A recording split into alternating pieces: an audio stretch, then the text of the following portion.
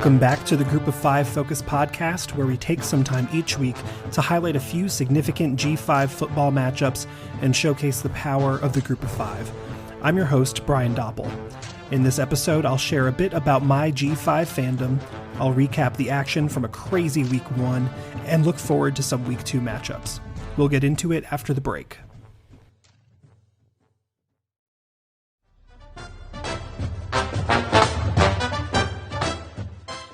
If you haven't heard about Anchor by Spotify, it's the easiest way to make a podcast with everything you need all in one place. Let me explain. Anchor has tools that allow you to record and edit your podcast right from your phone or computer. When hosting on Anchor, you can distribute your podcast on listening platforms like Spotify, Apple Podcast, and much more. It's everything you need to make a podcast in one place, and best of all, Anchor is totally free. Let me tell you from personal experience, when I first started this podcast, I knew about Anchor, but I wasn't sure if it was exactly the right tool for me. After a little poking around, I found that in fact it was, and when I had some questions when I first started my podcast, Anchor support was there to help. So if this sounds like it might be the tool for you to start your podcast, download the Anchor app or go to anchor.fm to get started.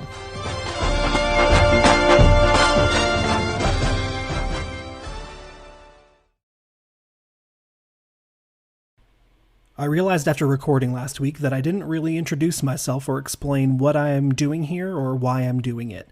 I have mentioned multiple times that my name is Brian Doppel, and as you know, if you have listened to this podcast before, or if you interact with me on Twitter in particular, you'll know that I am a G5 graduate of sorts. I'm, in fact, a two-time Sun Belt graduate. I graduated from Appalachian State in 2013 for my undergrad, and JMU, the newest addition to the Sun Belt, newest addition to the FBS.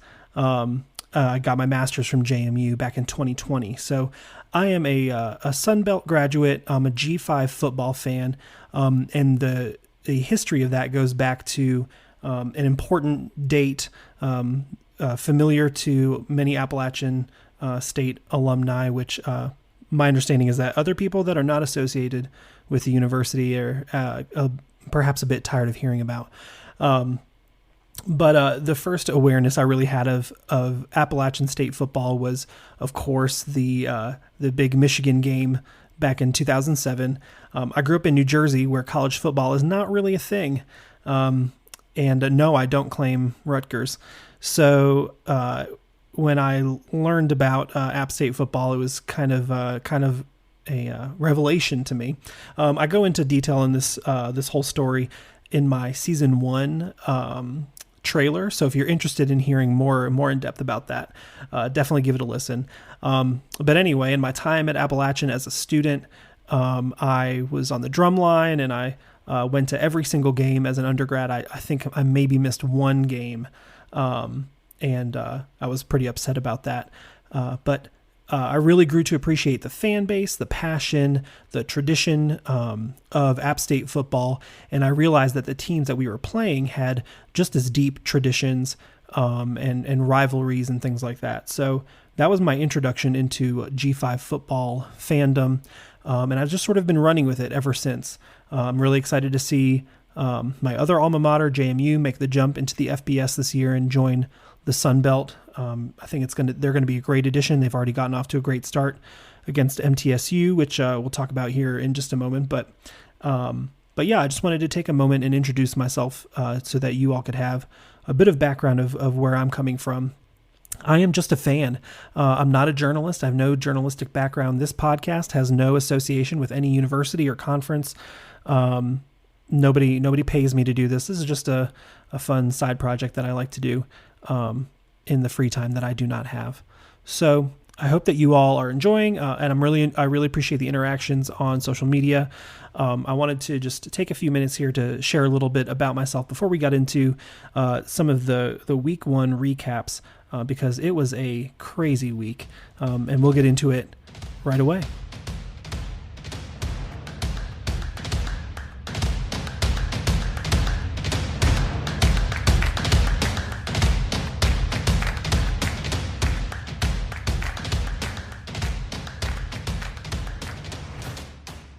All right, let's look at the what happened in the American Athletic Conference this week. The American started their Week 1 play on Thursday with UCF hosting South Carolina State. That was a blowout win for UCF, 56-10, which was awesome. Duke hosted Temple, so the Owls went down to Durham, and unfortunately were blown out 30-0 by the Blue Devils, which is pretty tough. Meanwhile, on Saturday, Cincinnati went to Fayetteville, Arkansas, number 23, the Bearcats, versus number 19, Razorbacks, and they lost, unfortunately, 31-24. Houston, number 24, Houston went to San Antonio to play the Roadrunners of UTSA, and that game went to 3 overtimes, but the Cougars beat out the Roadrunners. Houston won 37-35 in 3 overtimes. UTSA is I'm on the train. UTSA is a strong G5 team this year, and I think that they are on an excellent trajectory as a program. BYU went to Tampa to play South Florida, and BYU beat the Bulls 50-21 in a game where some were predicting an upset by the Bulls, but this was nothing other than a blowout. Delaware went to Annapolis to play the Midshipmen of Navy, and the FCS Blue Hens of Delaware got the win 14-7. And it's worth noting that Navy's first play of their season was a fumble. So that does not bode well for Navy this year, but we'll see if they can bounce back moving forward here. Tulsa was in another barn burner at Wyoming this week. They went that game went to 2 overtimes, but they unfortunately lost to Wyoming. Memphis put up a good fight against Mississippi State, an SEC foe, but Mississippi State won 49-23 pretty handily, and SMU blew out North Texas 48-10, which is a tough home loss for North Texas in the Safeway Bowl. We'll see if SMU can keep this momentum going. I think that they're another strong G5 team this year, but I think North Texas also has potential to be a strong AAC team this year, so we'll see if they can bounce back from this SMU beating. CUSA had some Week 0 matchups last week that we talked about, but they started their official Week 1 play on Thursday with FIU hosting Bryant, where they just barely eked out the win over that FCS team, 38-37 in overtime. But in a little more convincing fashion, UAB holding up the CUSA here. UAB was hosting Alabama A&M. They won 59-0. The Blazers are looking good this year, maybe the best team in CUSA. Louisiana Tech lost to Missouri, rounding out the Thursday night games for CUSA. On Friday, William & Mary from Williamsburg, Virginia, traveled down to Charlotte to play the 49ers and got the win, another FCS team win over CUSA here. And William & Mary won 41-24 against the 49ers. Not the way Charlotte was hoping to start their season. On Saturday, CUSA had a few interesting matchups here. UTEP went to number 9 Oklahoma and lost 45-13. Rice went to number 14 USC and lost 66-14. I already mentioned the number 24 Houston going to San Antonio. What a game. FAU had some maction on Saturday. They went to Ohio, and Ohio got that win in a high-scoring affair, 41-38. Lastly, Western Kentucky went to Hawaii and got the win 49-17 against the Rainbow Warriors. And the MAC had just as many games played on Thursday as they did on Saturday.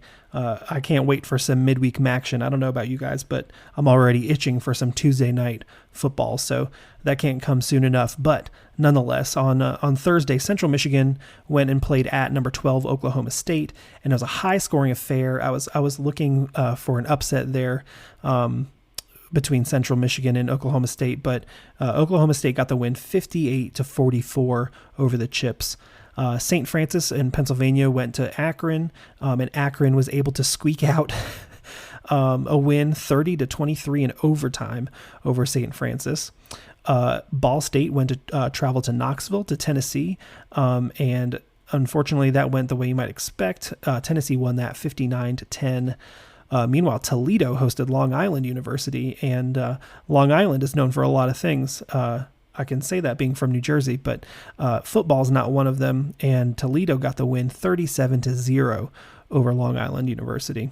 Meanwhile, Northern Illinois hosted Eastern Illinois in a battle of the directional Illinois, and NIU got the win 34-27, but that was a bit of a puzzling score. I'm not the only person that's a bit surprised that NIU let Eastern Illinois score 27 points on them. So we'll see if the Huskies can bounce back this week.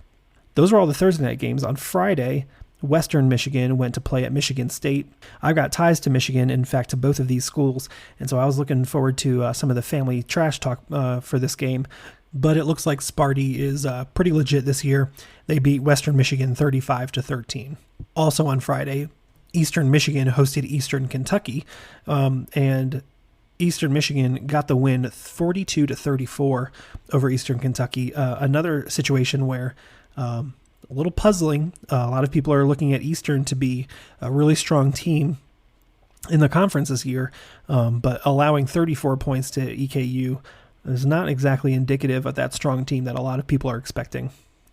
On Saturday, Miami of Ohio went to number 20 Kentucky and lost 37-13.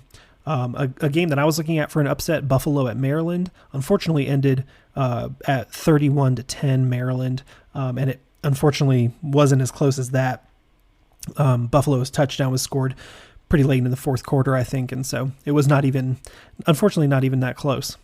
Speaking of culture clash, Bowling Green played at UCLA this week, and UCLA got the win 45-17, while Kent State went all the way over to Washington and got beat by the Huskies 45-20. Not a great week one for the MAC, but there's plenty of time to make up for that. Also struggling in week one was the Mountain West Conference. On Thursday, Fresno State got a convincing win over Cal Poly 35-7. And in a different game, a different type of game, San Jose State just barely beat Portland State 21-17 in a game that really should not have been this close. I like San Jose State this year, so I'm hoping that they can figure out what went wrong in this game and make some adjustments moving forward. On Saturday, Utah State went to number 1 Alabama and lost 55-0. I really like Utah State this year. I think that they're one of the strongest teams in the conference, but I'm not going to lie. I was expecting some points to be scored at Alabama. I didn't have any illusions that they were going to get the win here, but some points, anything, but no. Meanwhile, Colorado State didn't have much of a better time when they went to number 8 Michigan and lost 51-7. Air Force beat the University of Northern Iowa 48-17, a convincing win for a strong Air Force team. San Diego State lost to Arizona 38-20 in a game that some were looking at as a potential upset, even though Arizona, it looks like they might have a strong team this year. We're not really sure what Arizona is yet. I mentioned that Wyoming hosted Tulsa and got the win in 2 overtimes. Also, Texas State from the Sun Belt went to Nevada, and the Wolfpack of Nevada won 38-14, giving sort of Texas State a difficult start to their season, in which many people are saying, if not now, when? Texas State. Maine traveled to New Mexico and lost 41-0 versus the Lobos, while Oregon State hosted Boise State and kicked some Bronco tail. The Beavers got the win there 34-17. I know a lot of people, including myself, are expecting Boise State to do better there, but the Pac-12 team had the upper hand. And as I mentioned previously, Hawaii hosted Western Kentucky and was not able to harness that home field advantage. Moving on to the Sun Belt, and probably the most, I was going to say the most exciting Sun Belt game of the weekend, but there are a few to choose from. But on Friday night, Virginia Tech went to Old Dominion to play in Norfolk, and ODU got the win over the Hokies 20-17. Monarch Nation should be proud of their team. It was a hard-fought win, and they did a great job. This is a huge win for Old Dominion, and a great way to start their season. In the Saturday matchups, Troy went and lost at Ole Miss 28-10. Marshall beat the pants off of Norfolk State 55-3. South Alabama got a nice win over Nichols 48-7. Georgia Southern started off their season strong under Clay Helton as well, beating Morgan State 59-7. Coastal Carolina got a nice win at home versus Army, 38-48. Unfortunately, the Golden Eagles of Southern Miss, they took Liberty to 4 overtimes, but Liberty got the win in the end in a really, really challenging game. I know the Southern Miss fan base was heart-wrenched about that, but we'll see if Will Hall and the crew can turn things around this week. University of Louisiana hosted Southeast Louisiana in an old historic rivalry game there, and they won 24-7, while Arkansas State demolished Grambling 58-3 in a nice little tune-up game for the Red Wolves. Georgia State went to South Carolina to play the Gamecocks and lost 35-14, and UL Monroe also went and got their tails handed to them 52-10 at Texas. My two games of note here for the Sun Belt that I haven't mentioned yet were James Madison's first game in the FBS hosting Middle Tennessee State, not known for being the strongest FBS program, but nonetheless, James Madison, a program transitioning from the FCS up to the FBS, into the Sun Belt and the Group of Five conferences.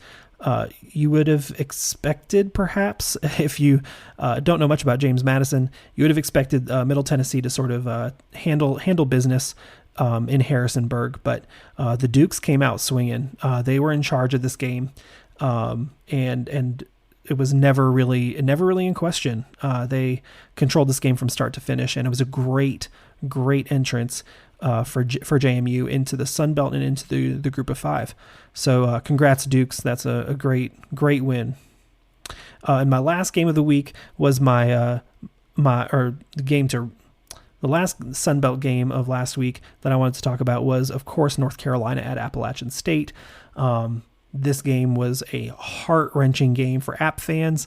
App scored something like 40 points in the fourth quarter and still lost. I was listening to the guys over on the Black and Gold podcast. They were breaking down this game, their sort of reaction to it, and I think they were talking about how this is a story of 3 games. App went up 21-7. They were up 21-7 at the end of the first quarter, and they didn't make a peep for 2 quarters, and they got down by 2 or 3 touchdowns. And then in the fourth quarter, they scored 40 points. 3 touchdowns were scored in a matter of like 30 seconds by both teams in the fourth quarter. But it just wasn't enough to lift the Mountaineers over North Carolina. This is the second game of home and away series with Carolina. So the Mountaineers go back to Chapel Hill where they won back in 2019 next year to get another piece of Drake May and the Tar Heels. So we'll see how that goes. But anyway, that was your week 1 action. I wanted to provide you my updated week 1 power rankings based on performance this week. So I'll go in descending order, making their first appearance in my power rankings this season. Number 10, I've got Air Force after a convincing win there. And number 9, I've got UAB. Number 8, I've got SMU after that win at North Texas. Number 7, Boise State. Number 6, moving up, is Cincinnati. Number 5 is App State. Number 4 is UTSA. Number 3, Fresno State. Number 2, UCF. And number 1, Houston. All right, that's enough for last week. Let's get to this week's matchups.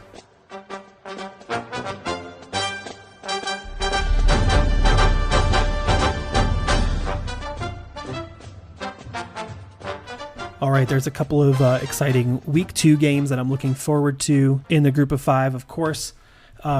Starting with on Friday night in the American Athletic Conference, UCF is hosting Louisville, and Scott Satterfield and the Cardinals there. So that should be a really interesting game. I'm expecting UCF to take care of business here. No disrespect to Coach Satterfield and the Cardinals, but I think the Golden Knights are just too strong this year. So that should be a really good game. That's a Friday night at 7:30 on ESPN2. I'm looking forward to that one. Also in the American Athletic Conference, Houston is going to Texas Tech in an in-state game this week. That's on Saturday at 4 p.m. on FS1. Looking forward to that one, as well as Old Dominion at ECU on Saturday at 6 o'clock on ESPN+. That'll be a great game. Those teams are, I think they're well matched. They're regionally very close. So I think that'll be a good one to watch. In Conference USA, a game that I'm looking forward to this week is UTSA at Army. Army just lost to Coastal Carolina, but this is their first home game of the season. UTSA is looking hot after that unfortunate loss to Houston, but will they be able to finally get in the win column this week? We'll have to watch and find out. That game is at noon on CBS Sports Network. Another game I'm excited to see the outcome of is UAB at Liberty. I think the Blazers are hot this year. I think that this is going to be a great opportunity for them to showcase that at 6 p.m. on Saturday on ESPN+. Moving on to the MAC this week, I'm always excited when there's a potential for some upsets, and Ohio playing at Penn State on Saturday could be potentially an enormous upset. So that's exciting for the Bobcats here. That's at 12 p.m. on ABC. Also in the MAC, Central Michigan is hosting South Alabama from the Sun Belt. That should be an interesting game. I think I'm leaning towards the Jags on that, but I think it'll be an interesting game to see how the MAC and Sun Belt sort of match up against each other. That's at 1 o'clock on ESPN+. Some other good in MAC, MAC conference games here. Western Michigan at Ball State at 2 o'clock on Saturday. That'll be a good one. While Eastern Kentucky gets another crack at a MAC team while they go to Bowling Green this week. In the Mountain West, on Friday, Boise State goes to New Mexico to take on the Lobos at 9 p.m. Eastern on CBS Sports Network. Air Force hosts the Buffaloes of Colorado. I think this is going to be a great game for Air Force. I think this is an opportunity for them to, show their in-state rivals down the road how things are done in Colorado. Middle Tennessee gets a chance for redemption after their dismal performance at JMU. They go to Colorado State this weekend, while Utah State has an opportunity to put some points on the board Saturday at 7 p.m. as they host Weber State from the FCS.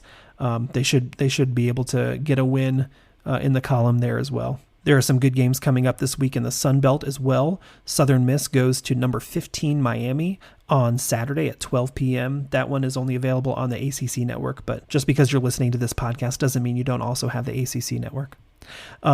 Carolina has another Sun Belt foe. They go to Atlanta to play Georgia State at noon on Saturday as well. That game is on ESPNU, and I'll probably be watching it because Carolina played well this week, but I don't know that they're going to be able to handle two tough Sun Belt teams in a row, so that'll be interesting. Marshall, of course, goes to number 8 Notre Dame, who had a disappointing start to their season last week. That game is at 2:30 p.m.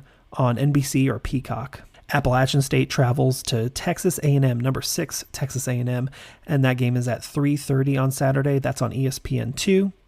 JMU hopes to keep things rolling here against Norfolk State at 4 o'clock. Louisiana hosts Eastern Michigan in another interesting Sun Belt MAC matchup at 7 o'clock.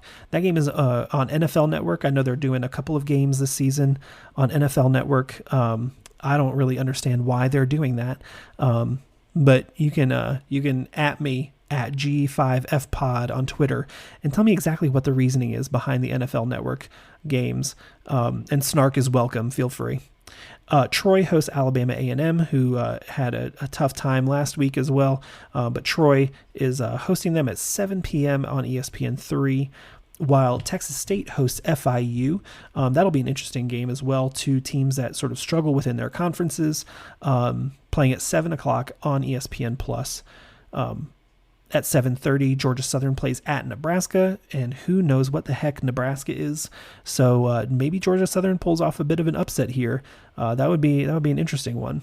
And UL Monroe hopes to get a win this week against Nichols as they host Nichols at 8 p.m. on ESPN3. This, unfortunately, I'm predicting is to be UL Monroe's only win of the season. So for their sake, I really hope they get it. There is one historic rivalry that's being played this week. The rivalry of the week this week is the Battle of I-10. That's right, the historic matchup between University of Texas at El Paso and New Mexico State University. This game is the trophy that they play for is the Silver Spade Trophy, and a trophy that they call the Mayor's Cup, which is also referred to as the Brass Spittoon. So these two schools, obviously very close to each other. Friend of the show, Colin Deaver, is very familiar with both of these teams, and they've been playing this game since 1914. So this rivalry goes back a long way. The overall record between these two teams, UTEP has the advantage here, 58 wins to New Mexico State's 38 wins, and there have been two ties in these rivalry games played since 1914. So, of course, historically, the Miners have the edge here, but most recently, New Mexico State has actually not played too poorly. They've won 3 of the last 4 matchups in this game, so they're looking to improve their record this weekend. A couple of notable statistics about this rivalry, and this is straight from the ever-reliable Wikipedia page, but from 1920 to 1951, UTEP hosted 22 of 28 of these games between these two teams. I'd be interested to go back and find out why exactly that was, because it seems as though that wouldn't be favorable to New Mexico State. Before 1927, New Mexico State dominated the first 10 games with a record of 8-1-1. I don't know what New Mexico State would do if they had that kind of record at all right now. From 1927 to 1967, UTEP dominated the series with a record of 29-7-1. That's a really long run to only get 7 wins. So that explains the lopsided nature to the current record of this rivalry. And while UTEP is favored in this matchup this weekend, I wouldn't be surprised if New Mexico State had a couple of surprises up their sleeve. They could pull out an upset. I wouldn't put it past them. We'll see what Jerry Kill and the Aggies have going for them this weekend in the battle for I-10.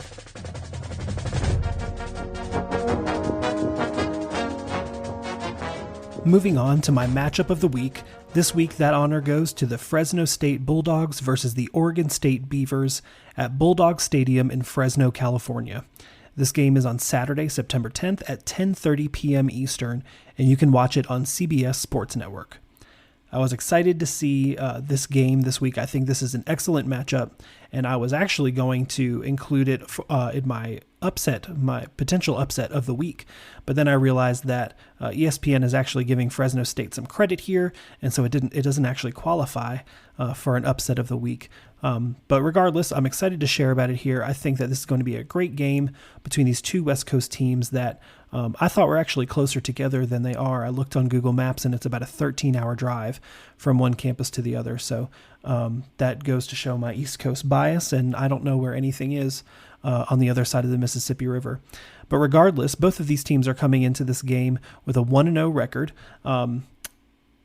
Historically, Fresno State actually has the advantage in this matchup. They've won 8 of the 13 matchups between these two teams. So they're looking to continue the winning tradition here against Oregon State. Fresno State won the last meeting, which was back in 2003 between these two teams with a low scoring affair of 16-14. Before that, Oregon State got the win 59-19. But again, before that, Fresno State got another win. So these two teams have been playing each other for quite a long time. Again, 13 matchups since 1981. I think that this is going to be a great matchup. And Oregon State is given the slight edge by ESPN in their Football Power Index. They're giving Oregon State a 52.2% chance to win this game. I wouldn't be surprised if Fresno State won this game led by their quarterback, Jake Haener, also their running back, Jordan Mims, and wide receiver, Nico Remigio. They've been having excellent seasons. They've had an excellent first game of the season and had great camps as well. So I would expect their play to continue improving, along with on the defensive side of things. They're led by their defensive backs of Evan Williams, Maurice Norris, and Cam Lockridge, as well as their linebackers, Langley, Bailey, and Scott. Those guys are tackle machines, and so I think they'll be able to get to this Oregon State team, which beat Boise State last week, but I'm not completely convinced on them. I think that the Mountain West needs to get some big wins this season, and I think that the Bulldogs can pretty handily take down the Beavers. So my prediction for this game is that Fresno State wins with a score of 27-20.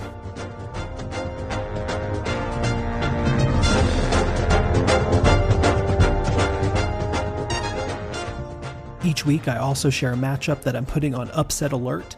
This matchup always contains at least one team ranked in the top 25 by the AP, or granted at least a 70% chance to win, according to ESPN's Football Power Index. This week, the team I predict will upset their opponent is Northern Illinois University in their matchup against the Tulsa Golden Hurricane.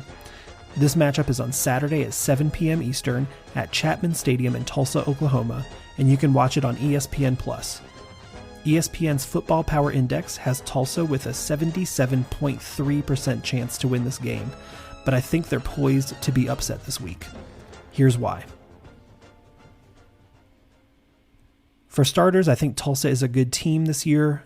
They're coming off their Week 1 loss, a double overtime loss at Wyoming. I think if that game had been played in Tulsa, it could have easily gone the other direction. I think Tulsa is a good team this year, but I'm also really high on Thomas Hammock and the Huskies of Northern Illinois, who are 1-0 this year after defeating Eastern Illinois in their opener, which of course was a closer game than would have been hoped. But I think that Coach Hammock is sending or leading the Huskies in the right direction under his leadership, and I think that they could easily upset the Golden Hurricane this week. What needs to happen in order for the Huskies to make the upset starts with the quarterback play. Rocky Lombardi is a good quarterback, and he has plenty of experience from last year, especially. He has shown that he is capable of throwing the ball, but it did not happen very easily during the Eastern Illinois game.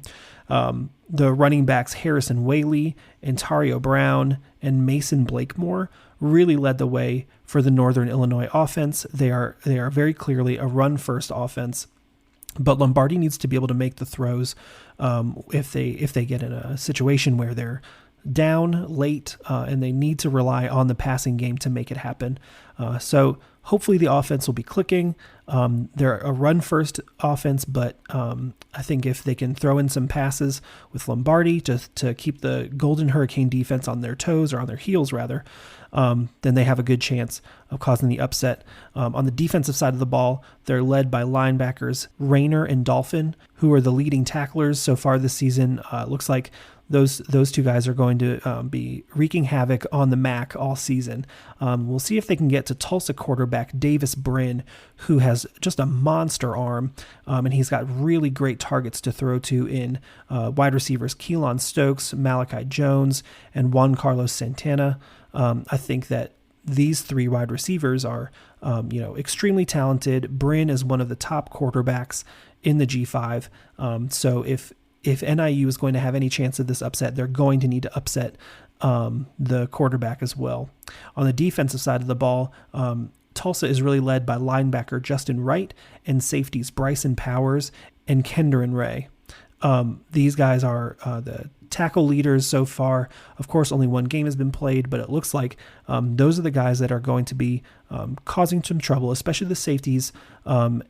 If NIU is forced to throw late, those safeties are going to be key players there because it's going to be extremely difficult to throw with safeties like Powers and Ray covering your wide receivers. So my prediction is an upset by the Northern Illinois Huskies. I predict that they win 37-33 over the Golden Hurricane of Tulsa. And that's my Group of 5 upset alert of the week.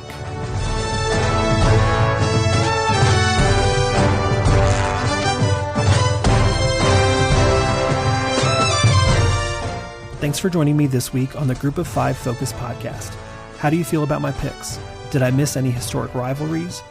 And do you have any suggestions for upcoming matchups that I should preview? Reach out on Twitter, Instagram, and Facebook at G5FPod to join the conversation and let me know. And if you haven't already, please follow, rate, and review on your podcast platform of choice, and be sure to share it with your favorite Group of 5 fans. That's all for this week on the Group of 5 Focus podcast. Until next time, my question for you is, what is one thing you can do to showcase the power of the Group of 5?